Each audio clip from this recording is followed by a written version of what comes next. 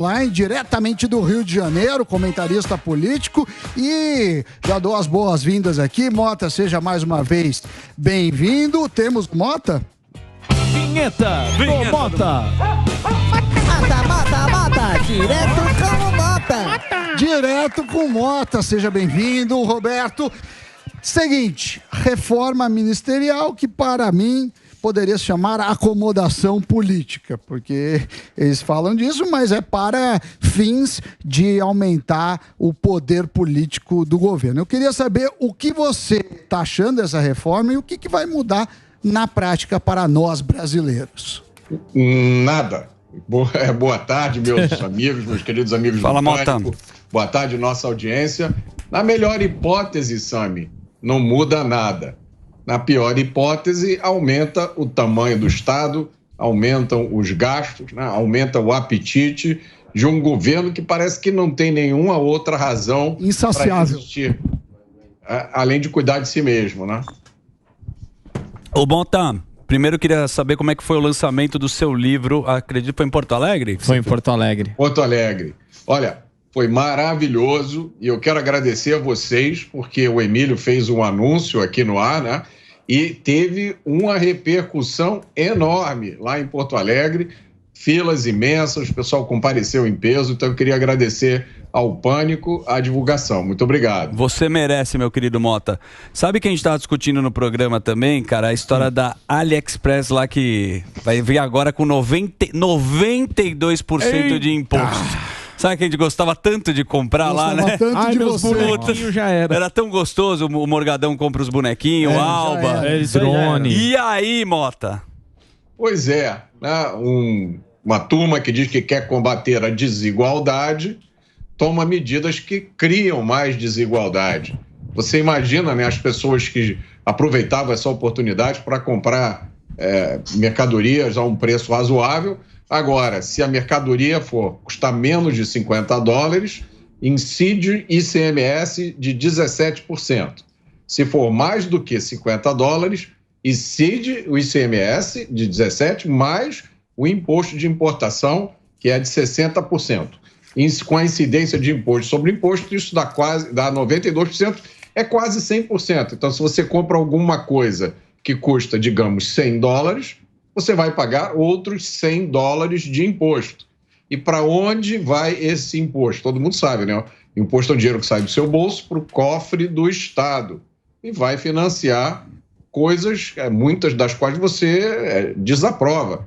Entre elas, um tamanho de ministério que não acaba nunca, né? Cada dia aparece a discussão de outro ministério. Então, é uma medida que está em contradição com o discurso que vem sendo dito por esse governo desde o início, né? Então, é uma medida que transfere riqueza do bolso do cidadão para o Estado. Que precisa arrecadar, né? Porque tá gastando pouco. Aquele cartão de crédito sem limite que o governo tem, quando chega a fatura, nem se assusta mais. E quem paga no final é a gente que vai só adiando e não tem nenhum benefício, não tem nada de contrapartida, né, Betano? Então, Mota, eu ia perguntar justamente isso, porque existem muitas contradições do que o governo falou ali na campanha, né, nos debates do ano passado e que está fazendo na prática.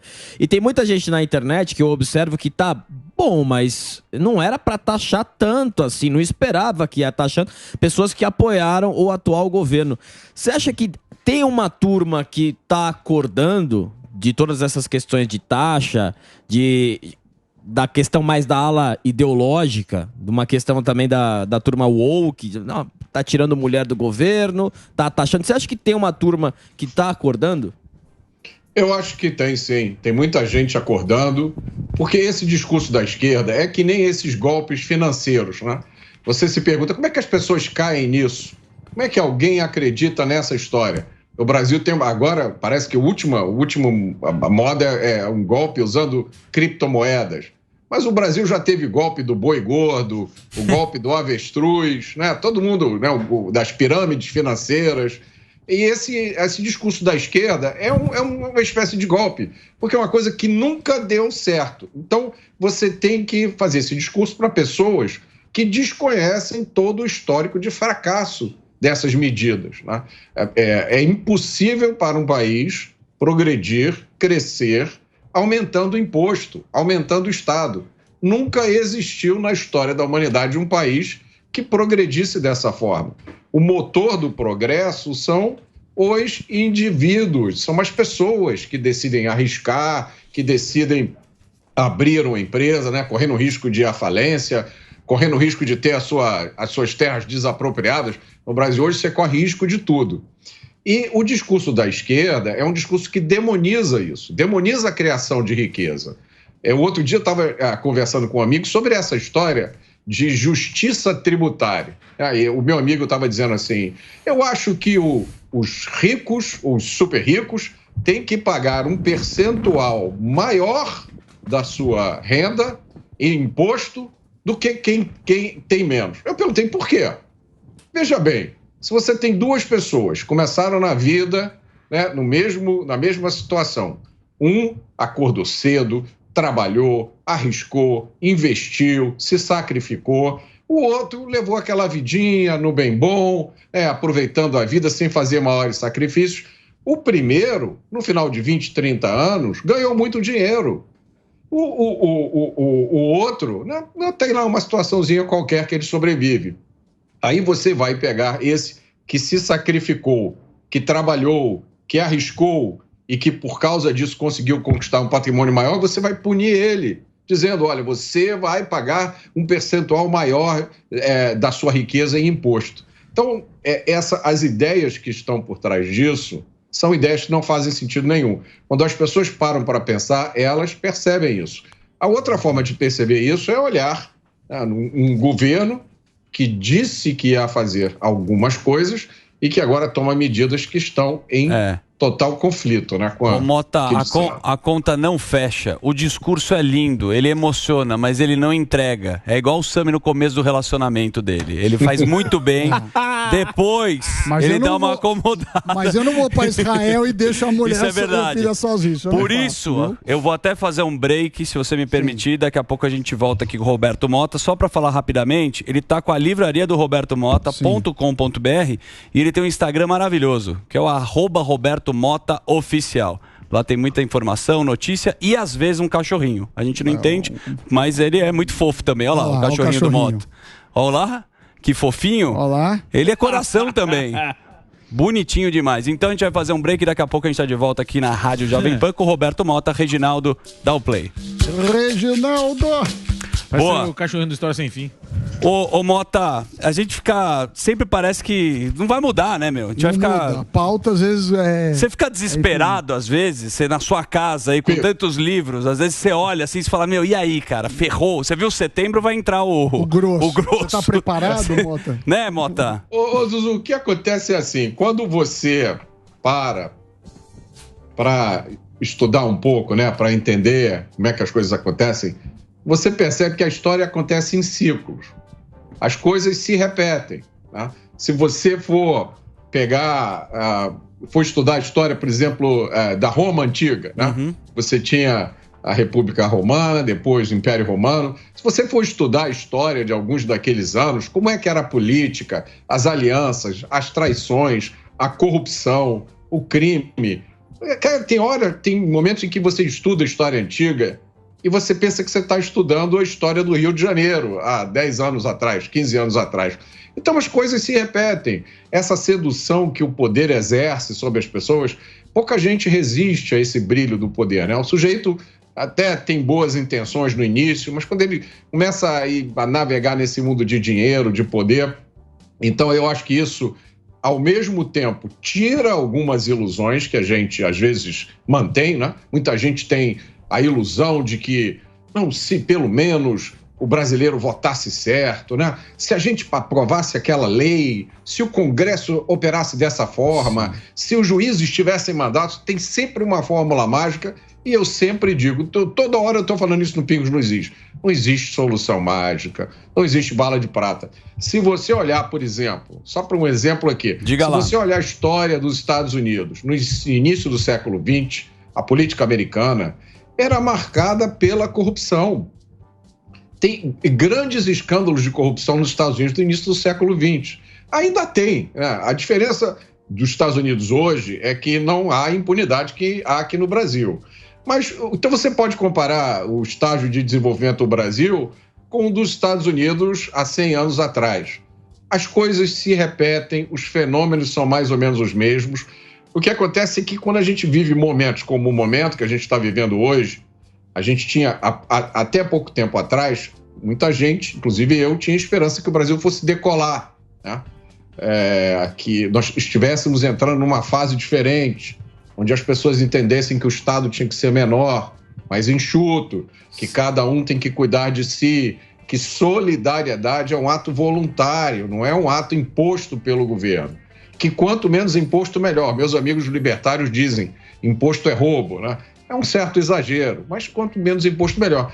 Aí, aquela decolagem que a gente estava vendo foi abortada ou adiada. Vamos ser otimistas, a decolagem foi adiada.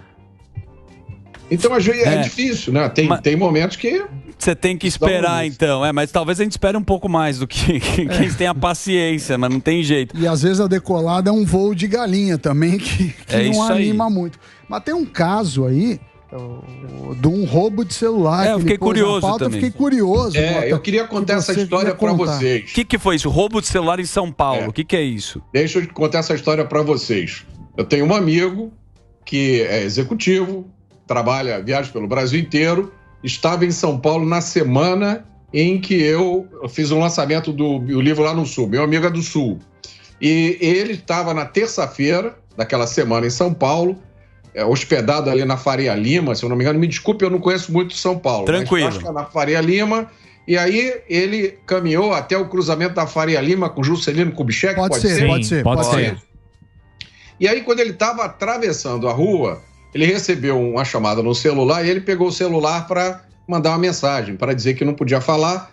Nesse momento, passou um infeliz. Infeliz é termo técnico aqui que eu estou usando para evitar problema. Passou um infeliz de bicicleta, quase que derrubou ele, pegou o celular e saiu em alta velocidade. Ele gritou, pega ladrão, um carro que estava passando a hora tentou ir atrás do cara, mas o cara subiu na calçada, virou na contramão e sumiu. Então, meu amigo, e o celular estava desbloqueado. Olha o tamanho do pepino. Nossa. Aí ele voltou pro hotel. Conta de banco, aquelas coisas.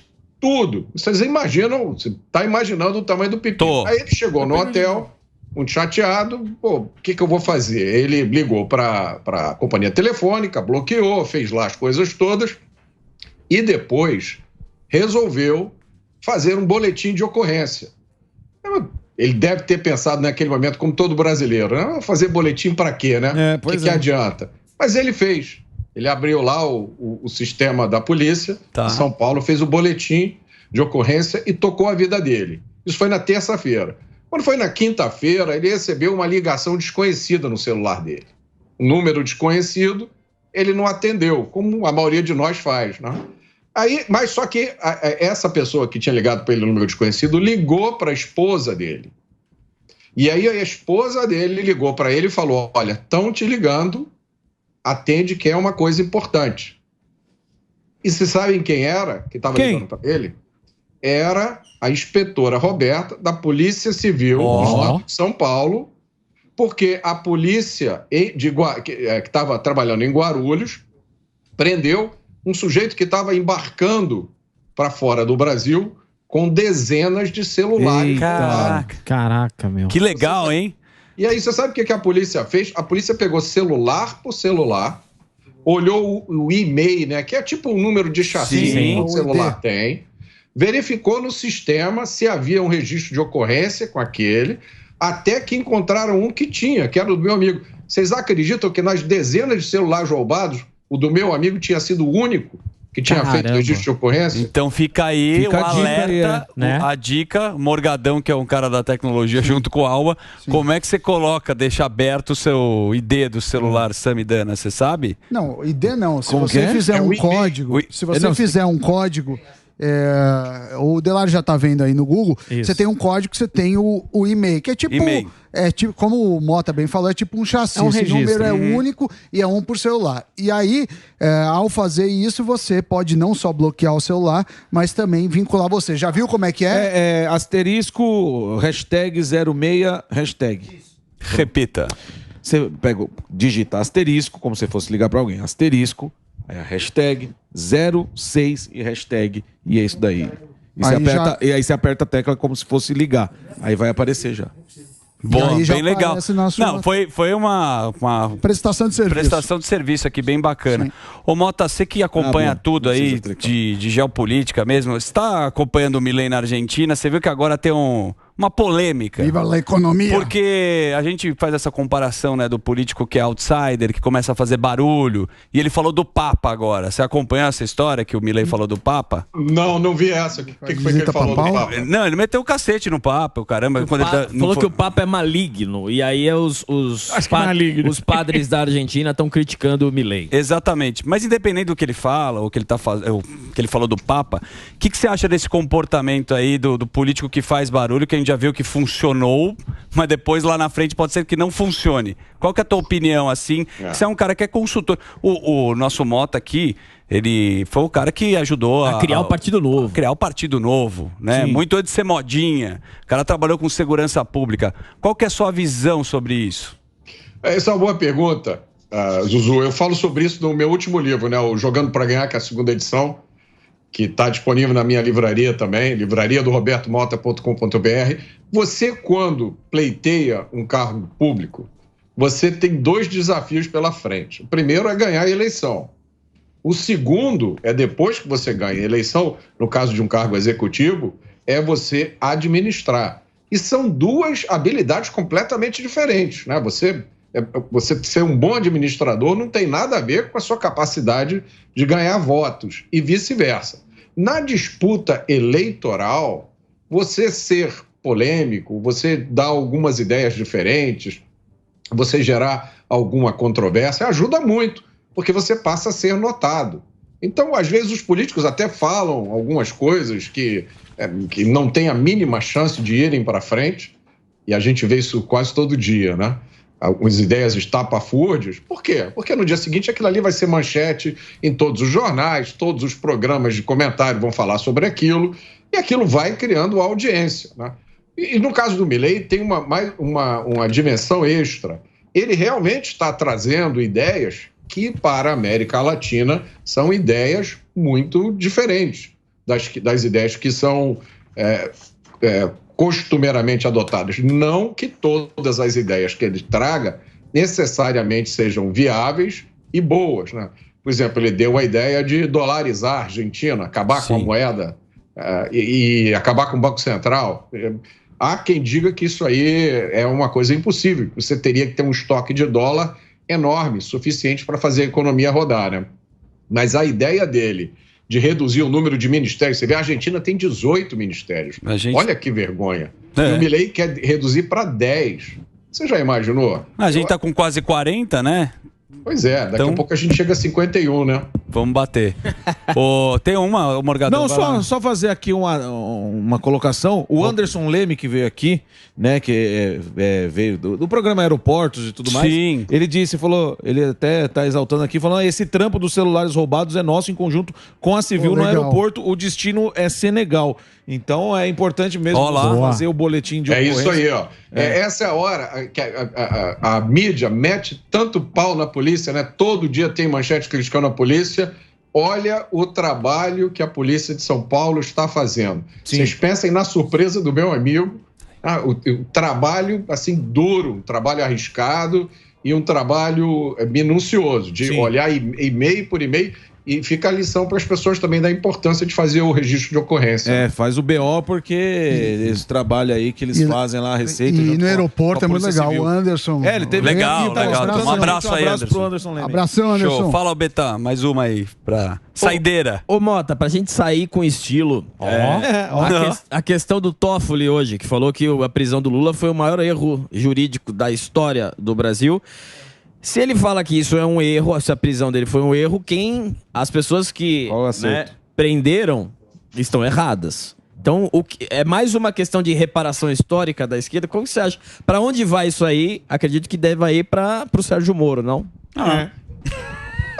Olha, que essa pergunta é uma boa pergunta saideira, né? Eu sou a favor da liberdade de expressão. Acho que todo mundo tem o direito de dizer o que quiser, dar o seu palpite, falar o que quiser, mas existe uma tendência de alguns anos para cá de se tentar reescrever a história, né? De se tentar dizer que as coisas que aconteceram não foram bem assim, foram de outro jeito.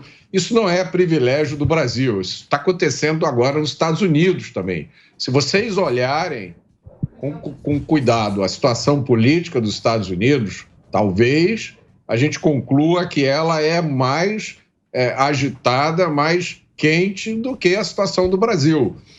Já abriram 4 inquéritos criminais contra o presidente Trump, que é o favorito disparado candidato republicano nas eleições do ano que vem.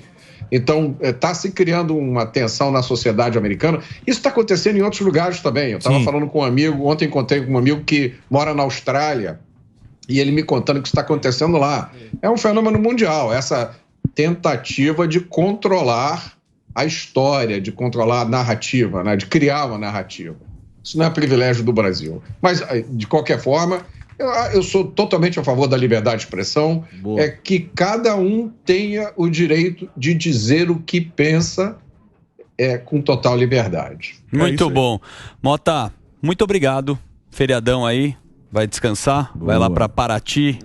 Pra onde você vai? Búzios? Tomar aquela caipiroca amiga ou não? Não, vou trabalhar, agora estou no Jornal da Manhã, de 6h30 às 10h. Show! E no Bigos nos Is, todos os dias, de 6 às 8h. E no Pânico, toda segunda-feira. Muito bom. De hora em hora. Já escutei muito, vou escutar no Jornal da Manhã. Você tem uma clareza nas ideias, muito legal o seu trabalho.